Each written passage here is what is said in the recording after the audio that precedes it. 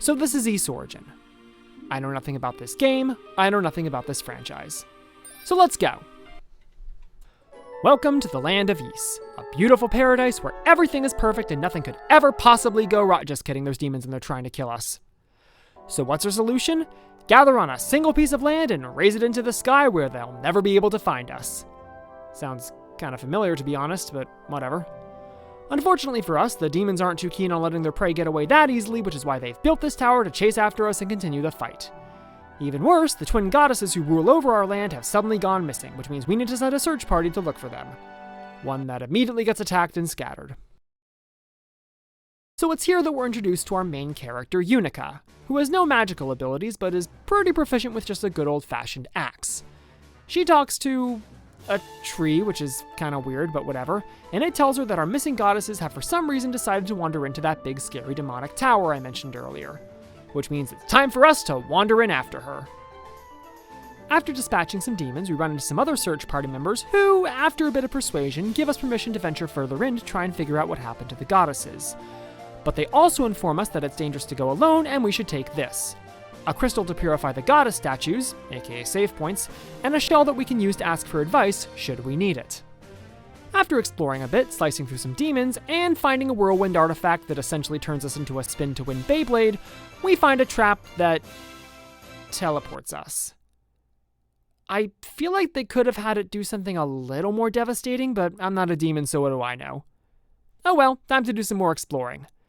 After finding a Rue, this little guy who powers up our axe in exchange for some food, we drop down into this area and come across a couple more humans. But they're not from the search party. In fact, they're here to capture the goddesses and kill anyone who gets in their way, which includes us. Anyway, they summon a demon, we kill it, and we continue on until we find this guy, who gives us a necklace that will allow us to resist the teleport trap we found earlier. After dispelling the trap, we run into these two knights who yell at us for going off on our own and demand that we return to the base of the tower. We promptly ignore them and continue exploring anyway. I mean, what are they going to do? We're the protagonists, damn it! A bit of exploring later, we find this beast medallion, which we put in the door to trigger a boss fight against this ugly mug. Nothing too bad here, just whack him in the face a bunch, then climb up his arm and hit his weak point for massive damage. At the end of the next area, we encounter this girl, one of the mysterious humans we saw earlier. After a brief fight, she tells us that her name is Epona, and that she's from somewhere other than Ys. And then she leaves.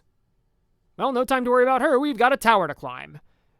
After getting called back to the tower base for a quick meeting and briefing with everyone else, of course. Anyway, we just got the Water Dragon scales, which allow us to hold our breath for long periods of time. Perfect for exploring the next area, which is completely flooded over. After a bit of exploring and a lot of swimming, we're able to obtain our next artifact, the Levenstrike Warhammer, which lets us thunderbolt stuff. Turns us into Pikachu, basically. And lets us kill these annoying turtle things. So we explore some more, thunderbolt everything in our path, meet a Rue that gives us a topaz to make our thunderbolt even more powerful, and find an arthropod medallion, which, as you may have guessed, gives us access to the next boss fight. The Centipede boss. And oh boy. Let me explain to you a thing or two about what this boss fight is all about. So first, this thing will spend almost 20 seconds crawling around its stupid-ass pillar, dropping thunderbolts and mocking you with its grotesqueness. Then it gets bored and crawls down to fight you head-on, at which point your best bet is to jump on top of it and just start wailing on it as much as you can, since the only way to damage it is by destroying these plates on its back. The problem is that once these plates are destroyed, it'll start shooting these stupid ball things out of its back, which explode into clouds of green gas which knock you down and ruin your day.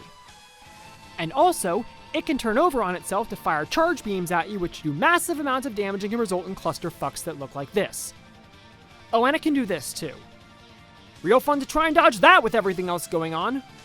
So after destroying all of its backplates, you go and try to deal the final few blows to the head, but end up dying over and over and over and over and over again because there's now way too much shit filling the screen and it's causing your brain to short circuit. So you look up a walkthrough, find out that you actually can hit it while it's on the pillar with your Thunderbolt attack, and go back to try it out, but still end up dying a few more times before finally landing the finishing blow after 50 fucking minutes of deaths. Yeah, I think I'm good now. I don't need to see the rest of this tower. The goddesses are just going to have to save themselves, I guess. See ya!